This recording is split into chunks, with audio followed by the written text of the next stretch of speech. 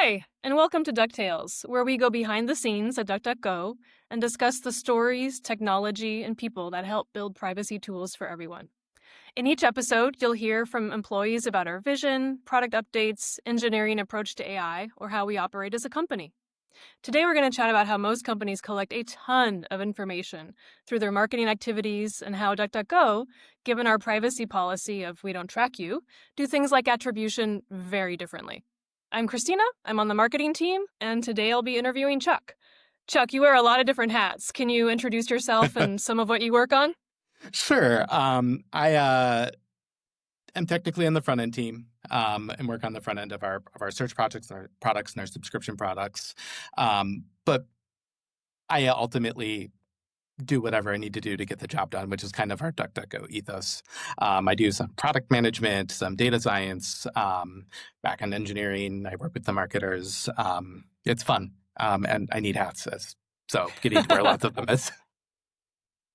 Fair enough. Well, thank you. So, much like our product philosophy, privacy is core to the ethos of our marketing. There are so many common practices we don't do: identifying and targeting individual users, retargeting, using behavioral data, using third-party cookies and pixels, the list goes on. And we've also declined working with a lot of vendors because they don't meet our privacy standards. As a consumer, that's something I really appreciate. But frankly, as a marketer, it makes the job very hard. But it's getting a bit easier thanks to work from people like Chuck, which is why I was so excited to talk to you today.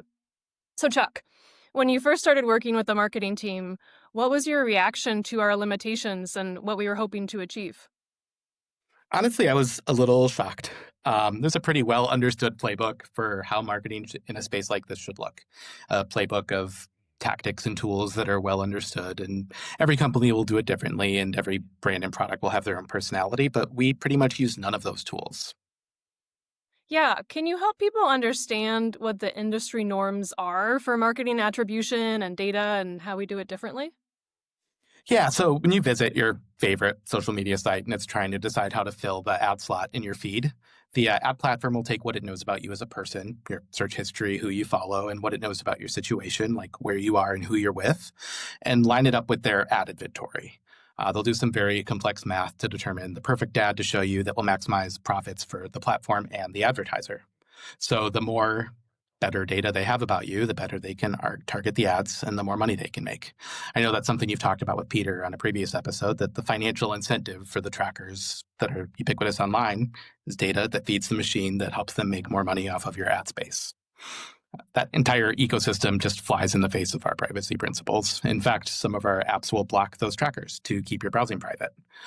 So when we advertise, we refuse to use those tools like you just listed that are common in digital marketing, like retargeting or reporting different types of conversions after the ad click, just to protect the privacy of our users. Instead, we'll collect limited data only when there's like a very clear and urgent rationale for it. And when we do, we're transparent about what we collect and how we use it. And we're possibly most important, we're really careful never to let those logs link two different events to the same person. That's really difficult to do. We have a really fantastic privacy engineering team that reviews every project and their implementation to make sure that the work we're doing is aligning with our principles. We've also gotten really comfortable making decisions with just imperfect or incomplete data, trying to identify the solutions that meet 80% of the business needs with 20% of like the potential input. Yeah, it feels like a lot less than 20% of what's actually available to us. That's probably Well, fair. yeah. So thank you for unpacking that. That's a helpful foundation. Can you go a bit deeper and talk about what that looks like in practice at DuckDuckGo? Yeah, so we largely don't work with other vendors in the marketing space and rely on the tools we own and build ourselves instead. That makes sure that we aren't incidentally feeding the machine with our own users' data, which is really easy to do if you're not careful. We have a couple of like tools in our toolbox too. We'll do as much summarization and analysis of data locally before we ever send it back. So rather than saying that a user of our browser searches 15 times in a day, we'll send it and sending 15 different events for those searches, we'll send a periodic report that will say they searched 15 times during that day.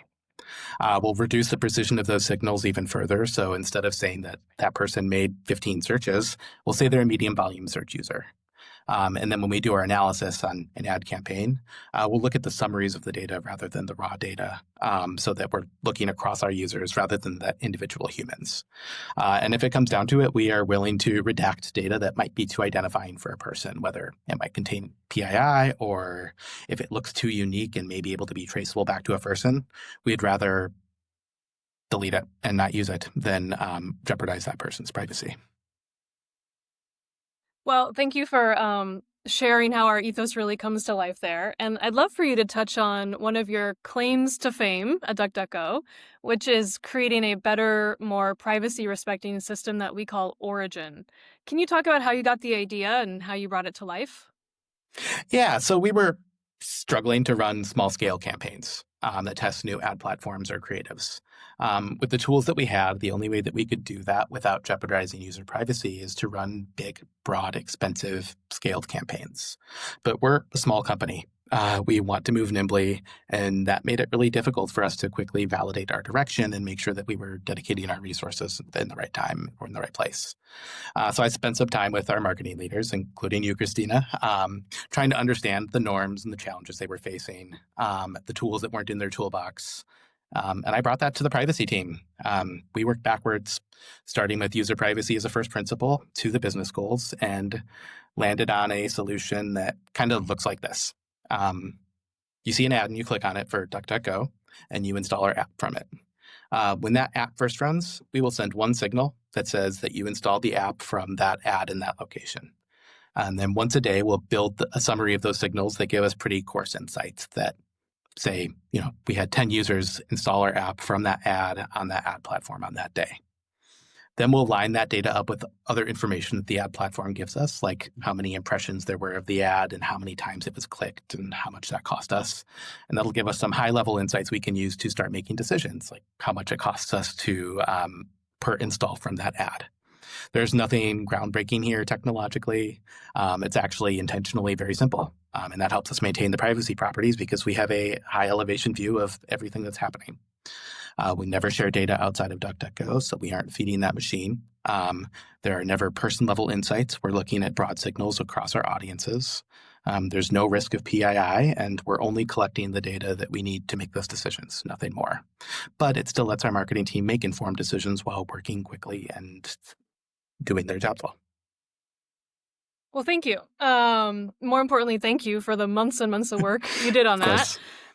You say it's nothing revolutionary, but actually, I think it's a pretty novel approach, right? Like, we don't know of any other companies using technology like this. Typically, they use the entire suite of tools available to them.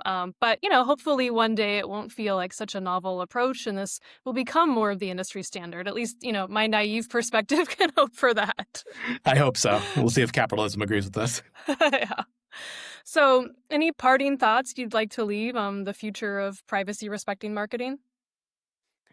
One of the things that I really love about and appreciate about DuckDuckGo is the example that we set for other companies. On the search engine side, could we collect data at massive scale and hyper-target ads to our users?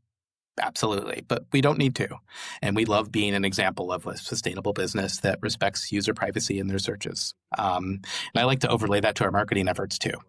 Would we benefit by using really invasive tracking like the industry standards? Yeah, probably, but we don't need to. We're a good example of how you don't need to participate in that data-intensive ecosystem to market your business, and I'm really proud to work on it. Well, thank you, Chuck. I feel the same way. And for those of you listening, if you or someone you know considers themselves to be a privacy-centric marketer, including ad networks and measurement partners, would love to chat. Reach out to me on LinkedIn with what you're doing differently. Chuck, it was really great chatting with you today. Always great to chat with you too. Thanks to everyone who took the time to listen. We have so many more episodes planned on a wide variety of topics, so stay tuned. Bye.